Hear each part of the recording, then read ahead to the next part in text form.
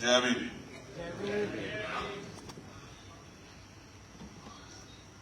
पत्रकार बंधु तो अपना काम कर लें, लेकिन बाकी सब लोग जिम्मेदारी से बैठ जाएं। और मेरा आग्रह जो लोग वीडियो बना रहे हैं कि वो अपने मोबाइल की लाइट बंद कर लें।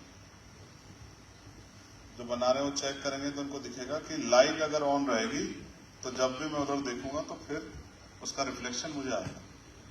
तो ऐसे जो साथी हैं वो अपनी लाइट जो है, जो वीडियो बना रहे हैं, बंद कर दें। प्यारे अधिवक्ता साथियों,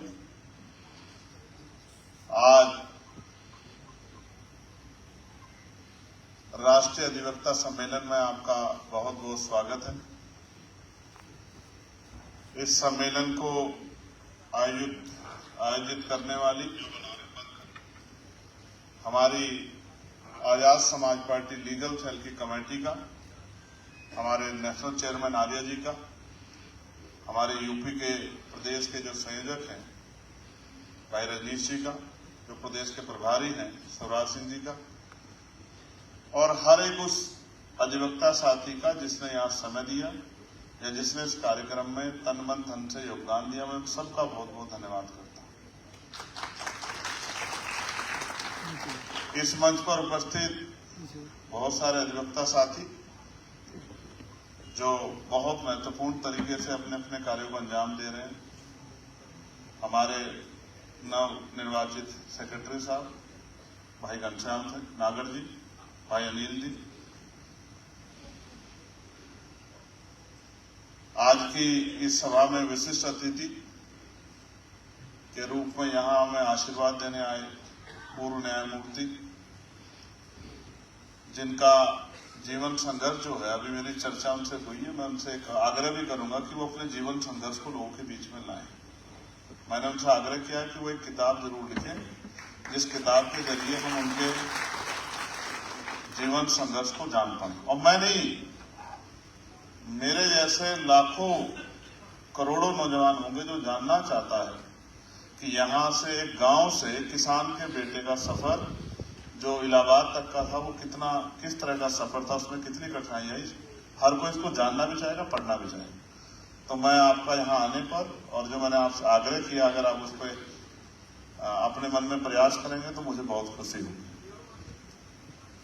प्यारे साथियों, सहारनपुर में, क्योंकि मैं सहारनपुर में जन्मा हूं, और जो हमारे मुकदमे हैं वहां के, उनमें हमारी मदद कर रहे चौधरी साहब,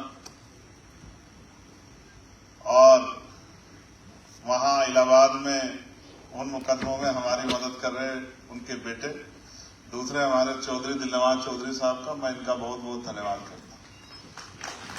और जो हमारी गाजियाबाद की लीगल सेल की टीम है, जो मुझसे पहले पहुंच के सारी समस्याओं का समाधान करवाने में मदद कराती है, मैं उसका भी बहुत बहुत, उस पूरी टीम का बहुत बहुत धन्यवाद करता हूं। भाई बादशाह खान जी और हमारे रिटायर्ड सीओ कल्याण सिंह जी, मैं आपका भी आभार प्रकट करता हूं। दिल्ली की टीम का, उनका भी आभार प्रकट करता हूं। अपनी बात को शुरू करने से पहले सभी संतों, गुरुओं और महान पुरुषों को नमन करता हूं। और आज इन दो महान पुरुषों में एक वीरांगना रही है, मां अहिल्याबाई होलकर, उनका स्मृति दिवस है।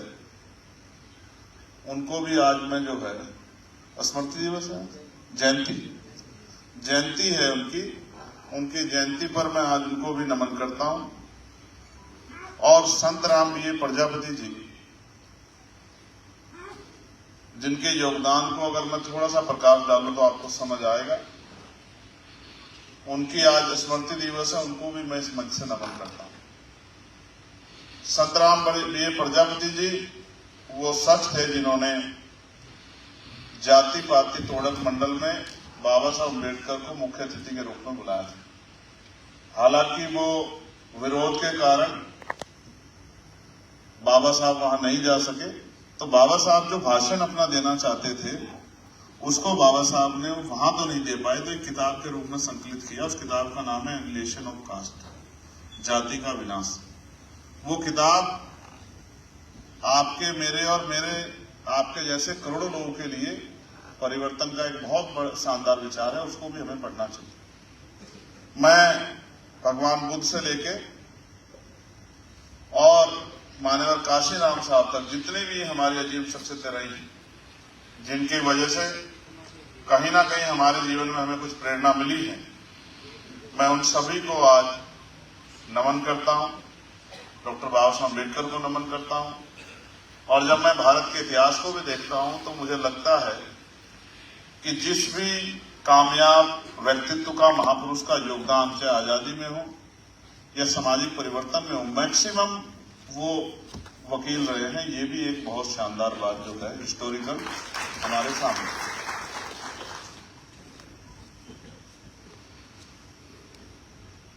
मैं आज ड्रेस में नहीं हूं, उसके लिए मैं अपनी लीगल सेल की टीम से माफी चाहता हूं।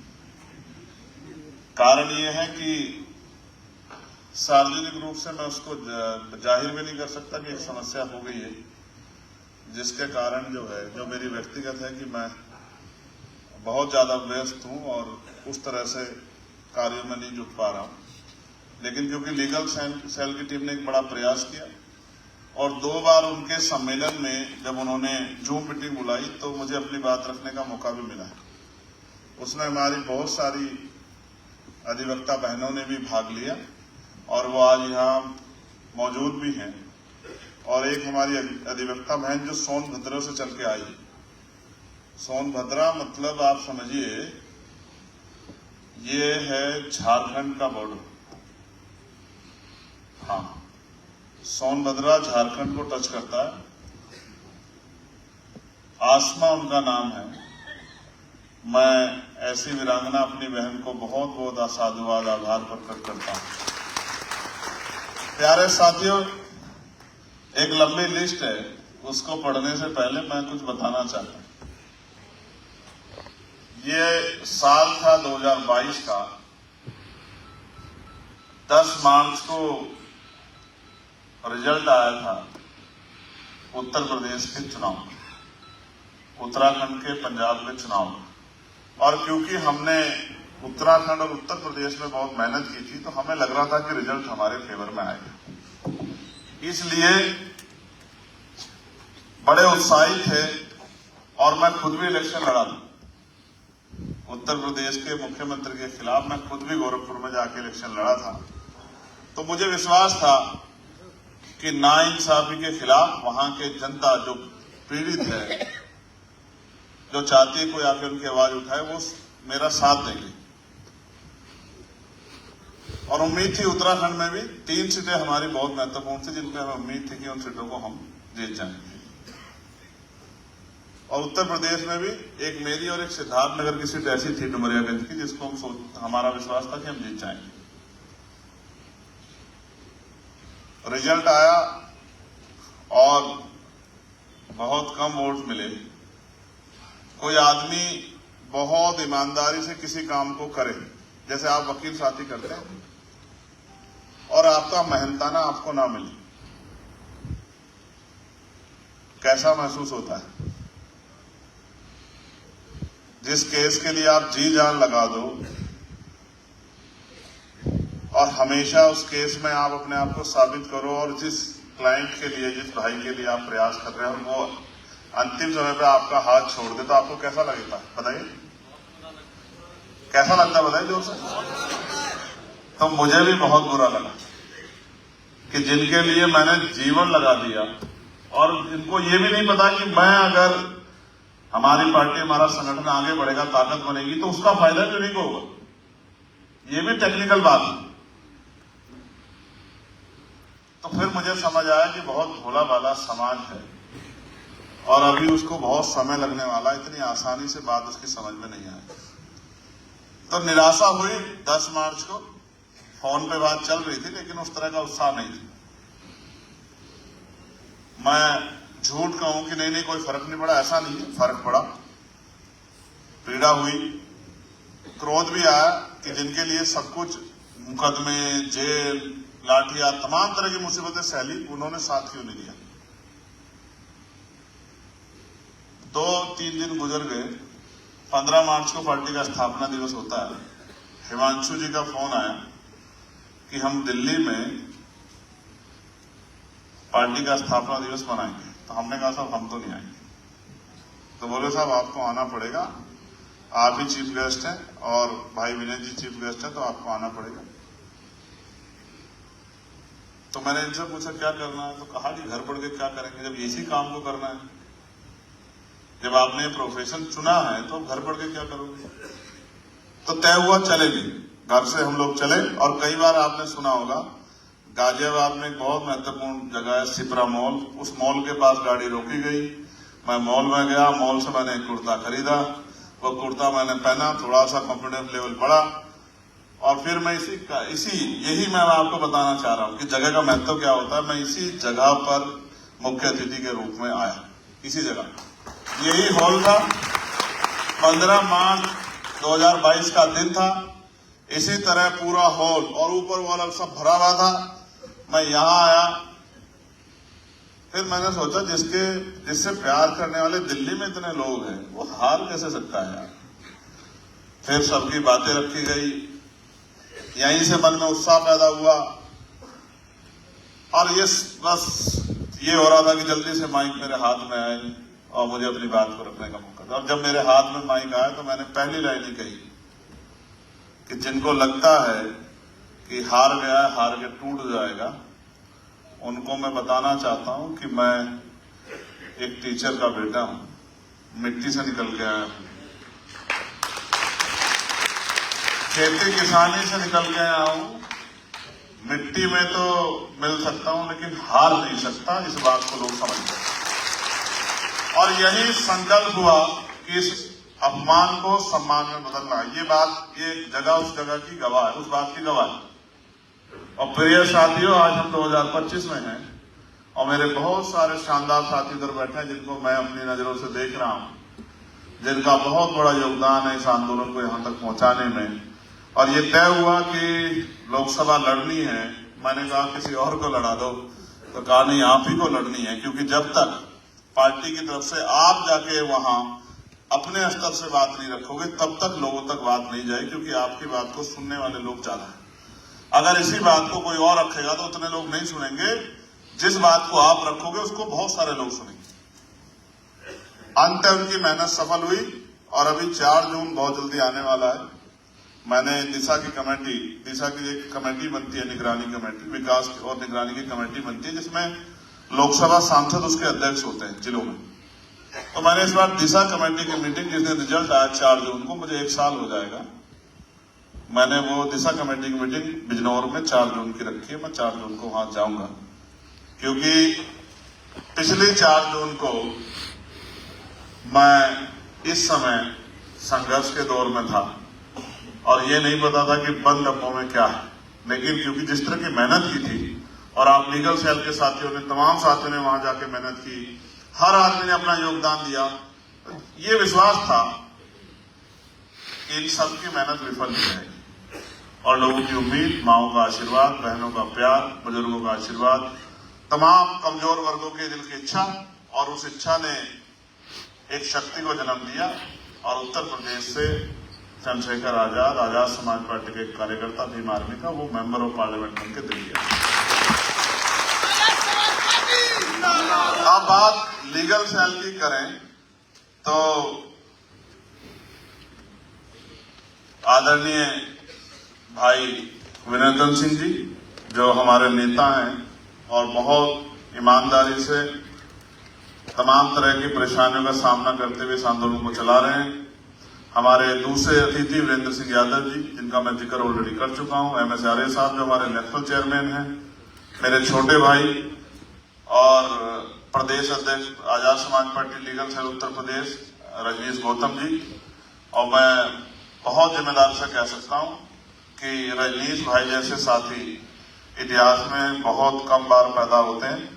मैं इनके लिए बहुत सारी मंगल कामनाएं करता हूं। आदरणीय ध्रुव कुमार एडवोकेट जी, जो प्रदेश अध्यक्ष हैं लीगल सेल हरियाणा के, आदरणीय सिकंदर कुरैशी जी, जो आजाद समाज पार्टी दिल्ली के लीगल सेल के अध्यक्ष हैं, आदरणीय नदीम कुरैशी जी, जो प्रदेश प्रभारी हैं लीगल सेल दिल्ली के, आदरणीय ML सुमन जी, जो प्रदेश प्रभारी हैं लीगल सेल दिल्ली के, चंद्रगुप्त मौर्य जी, अश्वनी बागरी जी जो प्रदेश उपाध्यक्ष हैं, एडवोकेट घनश्याम जी जो राष्ट्रीय प्रवक्ता है भीम आर्मी के, आदरणीय शिवराज सिंह जी जो प्रदेश प्रभारी है उत्तर प्रदेश के लीगल सेल के, आदरणीय पंकज सिंह एडवोकेट जी जो प्रदेश प्रभारी हैं उत्तर प्रदेश के, आदरणीय चौधरी जानसार साहब जो मेरे बड़े भाई भी हैं और उनके कंधों में बहुत सारी जिम्मेदारी भी है। तमाम झूठी गवाहियों को वो अपने अनुभव से जिस तरह से डील करते हैं, मैं उनके स्टेटमेंट को बाद में पढ़ता हूँ। रजनीश जी मुझे भेज देते हैं जीरे के बाद वाला हिस्सा, तो मैं उसको पढ़ लेता हूँ। तो मैं आपके अनुभव का भी बहुत बहुत और आपके लिए, आपके उज्जवल भविष्य के लिए और आपके उत्तम स्वास्थ्य के लिए मंगल कामनाएं करता हूँ। जो सीनियर अधिवक्ता है सहारनपुर से, आनंद कुमार एडवोकेट जी, चौधरी महाराज सिंह जी राष्ट्रीय कार्यकारिणी सदस्य हैं, अर्जुन सिंह एडवोकेट जी, आदरणीय राशिद हुसैन एडवोकेट जी, चांद आलम एडवोकेट जी, बालेश्वर प्रसाद एडवोकेट जी, अमित केसरी एडवोकेट जी, और बहन हमारी अनीता सिंह एडवोकेट जी, अमर सिंह एडवोकेट जी, सतीश कुमार एडवोकेट जी, संजीव कुमार एडवोकेट जी, रविंद्र कुमार एडवोकेट जी, अभिषेक कुमार एडवोकेट जी, आनंद प्रकाश एडवोकेट जी, रोहित गौतम एडवोकेट जी, महेंद्र मंडल एडवोकेट जी, और आर के गौतम जी, दीवान सिंह जी, रघुशरण जी, पुटुल जी और सतीश जी। बचा तो नहीं? कोई बचा हो तो बता दो। हरियाणा के साथी ये सब यूपी की टीम है। अच्छा लास्ट लिखे बता दो साहब, मुझे जहां जाना है जो आप बता दो कि मैं उसको कर दूं।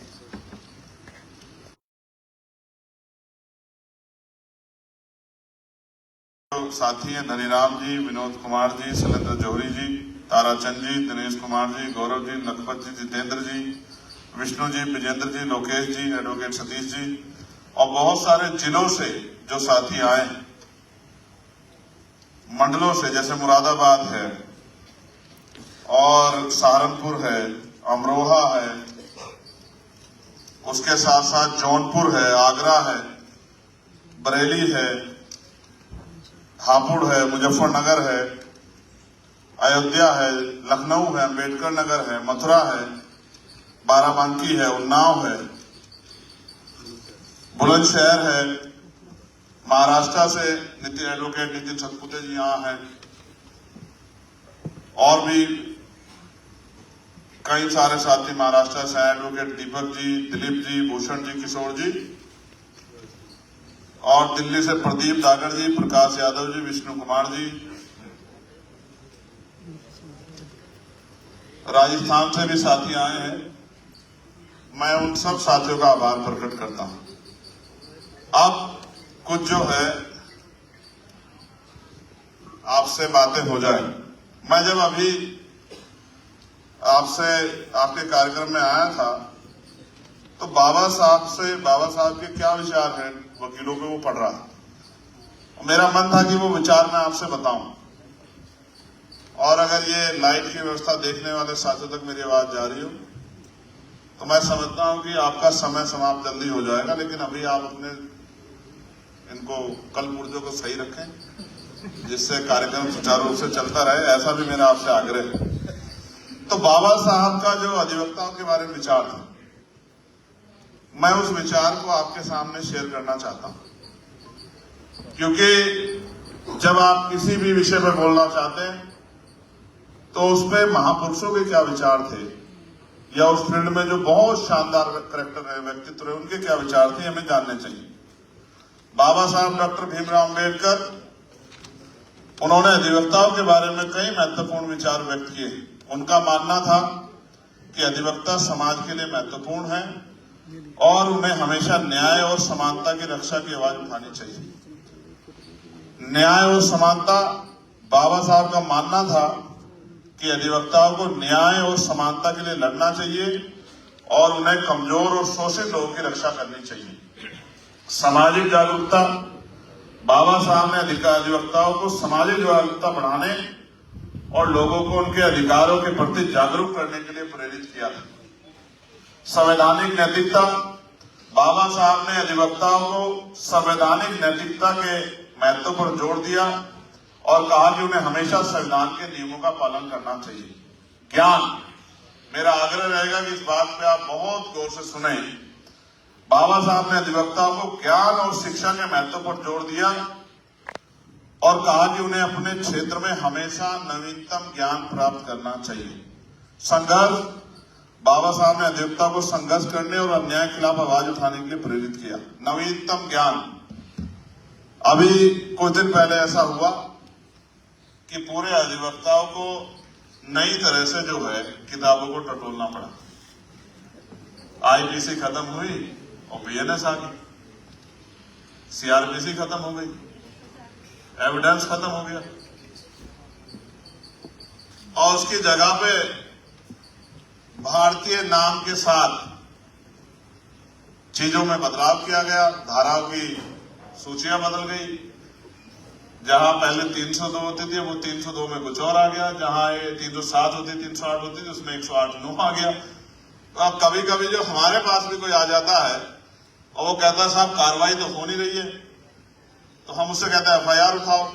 एफआईआर लेते हैं तो फिर ये सोचते हैं कि अब ये ऑफेंस कौन सा है, इसमें कितने साल की सजा है, क्या इसमें गिरफ्तारी का अधिकार है या नहीं है।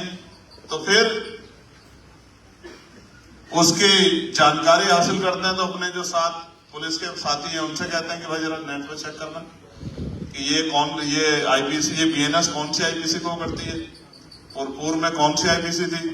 तो इस तरह से ये जो नवीनतम ज्ञान की बात है, मैं वकील साथियों से कहूंगा, वकालत का जो प्रोफेशन है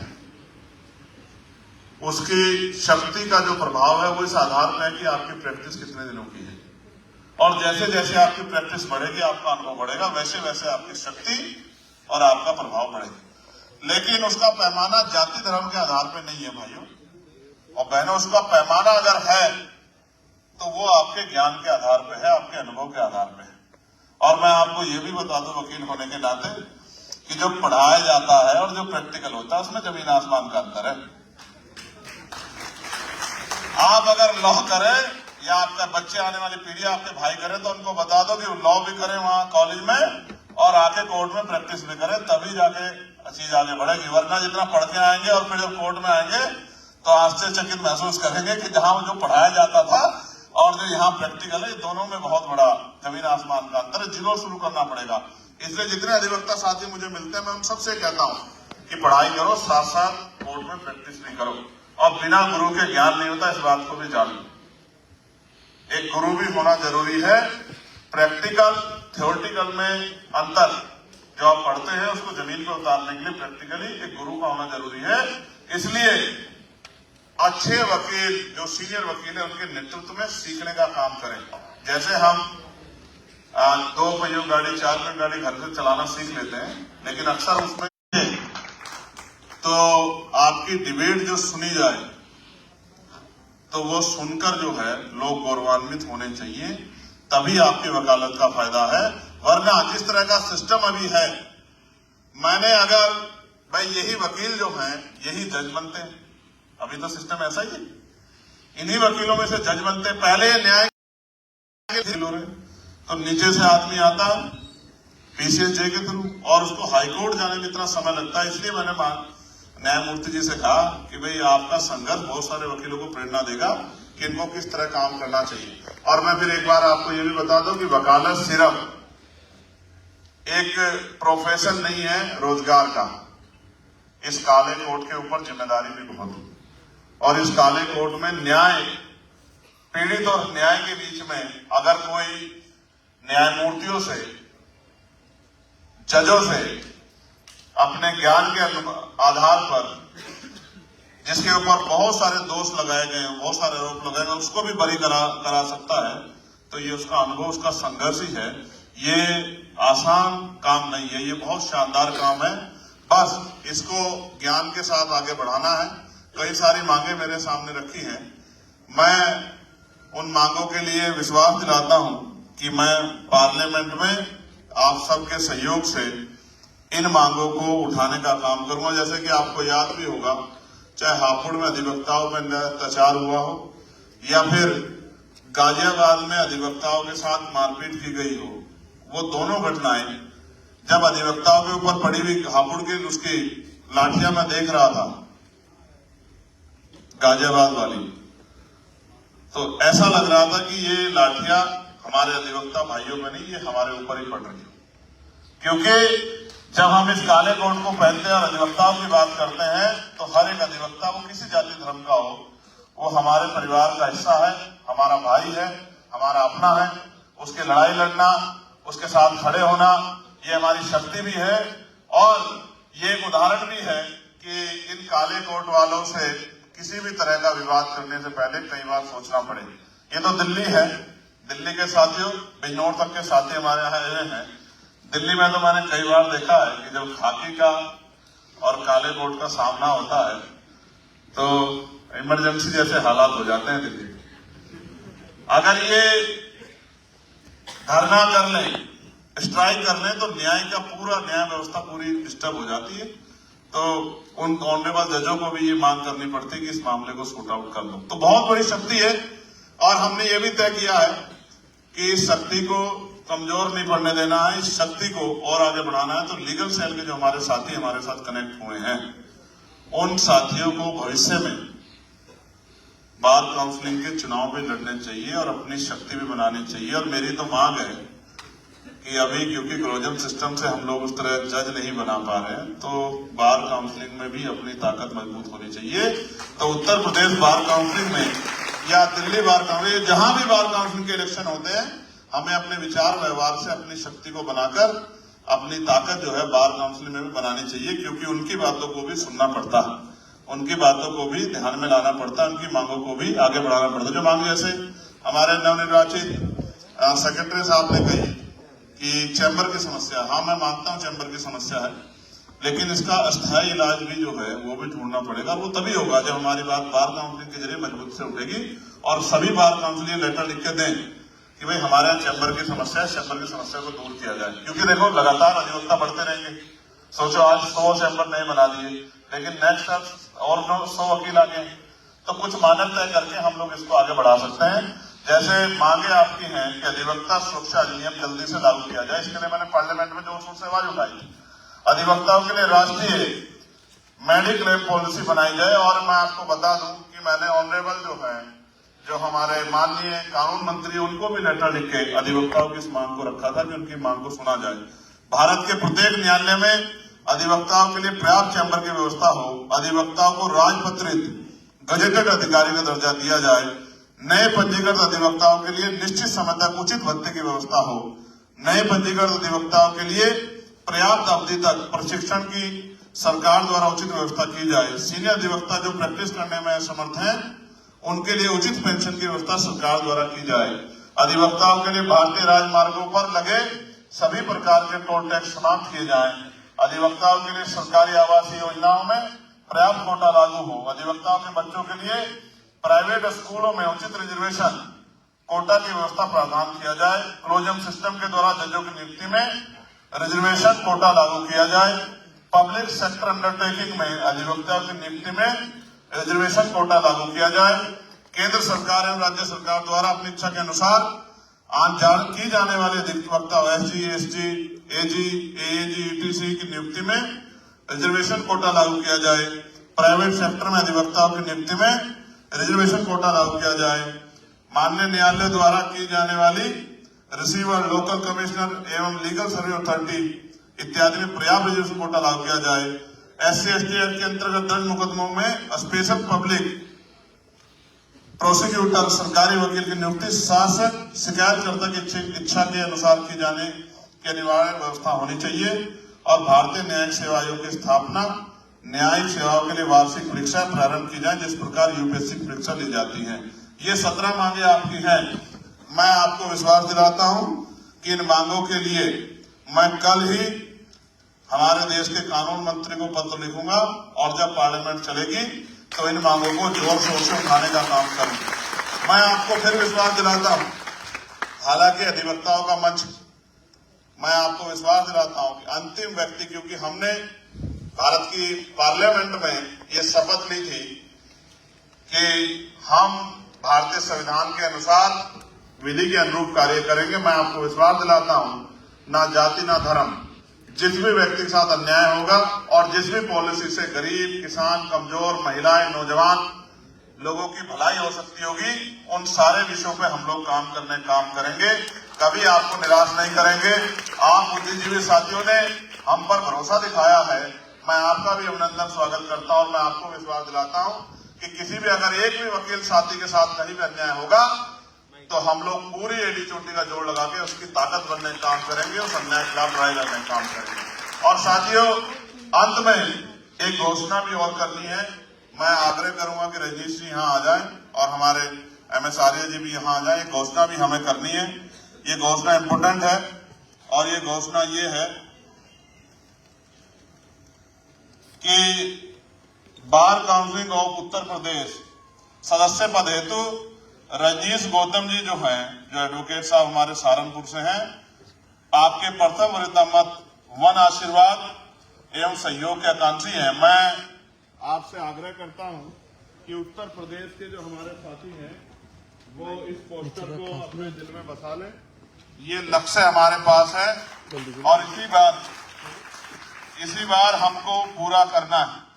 इसी बार हमें इस लक्ष्य को पूरा करना है और उसके बाद अभी हम कोशिश करेंगे कि और साथी भी आगे बढ़ेंगे इसी बार। लेकिन भविष्य में आप सब लोग कमर कस के रखो। हमें बार काउंसिलिंग के चुनाव में अपना रिप्रेजेंटेशन, अपना प्रतिनिधित्व मजबूत करना है। ये बात आप अपने मन में संकल्प के तौर पे ले लो। इसलिए मैं इस पोस्टर को जो है चाहता था कि आपके सामने आ जाए, क्योंकि रजनीश भाई उनकी टीम बहुत मेहनत कर रही है और उन्होंने निर्णय लिया। मैं इसका स्वागत करता हूं। मैं इसका एक सही तरह से एक पोस्टर वो करवा देता हूं। एक बार पकड़ना भाई।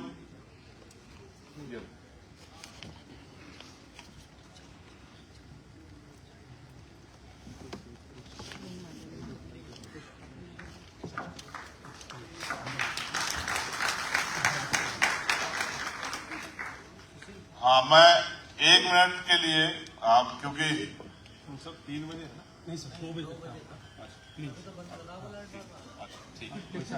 हाँ, दूसरा कार्यक्रम जो है उनका समय हो गया है। मैं आप सबका यहाँ पहुंचने पर धन्यवाद करता हूँ और आप सबके लिए मैं बहुत सारी मंगल काम करता हूँ। बहुजन मीडिया के साथियों का भी धन्यवाद करता हूँ, बहुत मेहनत करते हैं।